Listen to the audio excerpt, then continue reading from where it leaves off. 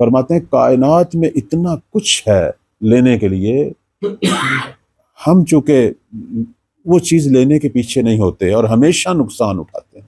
اتنا کائنات بھری ہوئی ہے بے پناہ نعمتوں کو اکٹھا کرنے کے لیے، اپنے اعمال نامے کو جو ہے وہ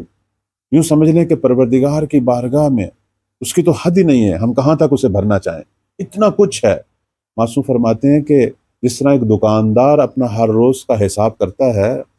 مثلا آپ دیکھ لیں وہ لوگ جو تجارت سے وابستہ ہیں، میرا خیال وہ ایسے ہی کرتے ہیں، اگر ان کو آج بھی اتنا ہی پرافٹ ملے جتنا کل ملا تھا تو وہ اپنے آپ کو نقصان میں سمجھتا ہے۔ اگر کل جتنا ہی پرافٹ، چونکہ چیزیں مہنگی ہو رہی ہیں، اور اگر اس سے کل جتنا پرافٹ ملے تو دکاندار سمجھتا ہے مجھے نقصان، اور اگر اس سے کل جتنا بھی نہ ملے تو وہ سمجھ جاتا ہے میں تباہ ہو گیا۔ معصوم فرماتے ہیں کہ دنیا بھی ایسے ہے، اگر تو یہاں ثواب اکٹھا کرنے میں کل جتنا ہی ثواب اکٹھا کر پایا تو نقصان میں جا رہا ہے، کیونکہ آزمائشیں دن بدن بڑھ رہی ہیں، ہمارا ہر دن ہو سکتا ہے ہمارے لیے سختر ہو، تو لہٰذا ہمارا آج کا ثواب کل کے ثواب سے زیادہ ہونا چاہیے، اور لیکن اگر کل سے بھی کم ہے میرا ثواب تو معصوم فرماتے ہیں پس تو ہلاک ہو گیا۔ دنیا اللہ تعالیٰ نے بھری ہوئی ہے بے پناہ نفع اٹھانے کے لیے، بے پناہ لینے کے لیے۔ کتنا خوبصورت سا شعر ہے، میں دیکھ رہا تھا آج، ہے تو وہ جواب شکوہ میں علامہ اقبال کا، فرماتے ہیں کہ ہم تو مائل بے کرم ہیں کوئی سائل ہی نہیں، پروردگار نے نعمتوں سے بھرا ہوا جہاں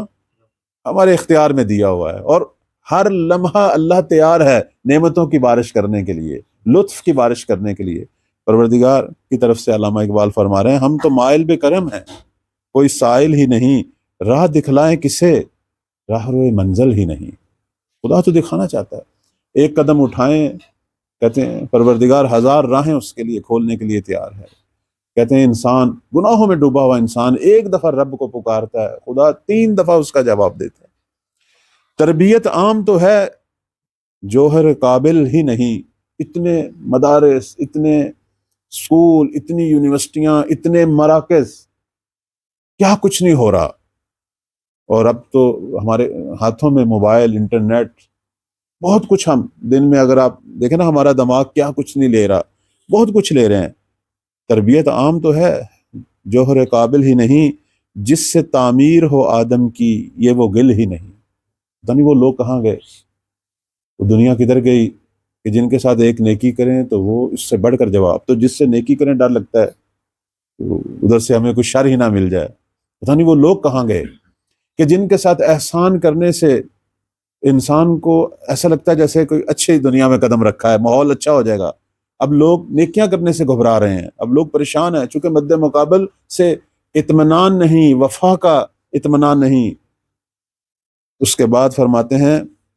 کوئی قابل ہو تو ہم شان کئی دیتے ہیں، اس کے باوجود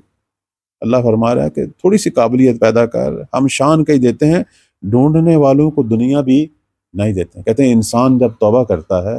یہی دنیا اس کے لیے چینج ہو جاتی ہے، ایک نئی دنیا کی شکل اختیار کر لیتی ہے، یہی جہاں جو ہے اسے ایک اور طرح نظر آتا ہے،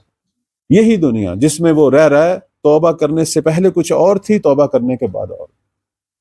یہی دنیا جو ہے اس کے لیے جو پہلے مایوسیوں کا، اضطراب کا، خوف کا، مختلف قسم کی پریشانیوں کا مرکز تھی، توبہ کے بعد جب وہ سالک بنتا ہے اللہ کی راہ میں، یہی دنیا جو ہے اسے بہشت لگتی ہے اس اعتبار سے کہ جہاں اس نے اپنی آخرت کو آباد کرنا ہے، اسے ہر قدم پہ نظر آتا ہے کہ میں یہاں یہ کروں گا تو مجھے یہ مل جائے گا۔ اس لیے کہتے ہیں دنیا کی مذمت نہیں ہے، دنیا میں ہمارے رویوں کی مذمت ہے، ورنہ یہی جہاں ہماری بہشت کو آباد کرنے کے لیے بھی ہے، نقطہ کمال تک پہنچانے کے لیے بھی یہی جہاں ہے۔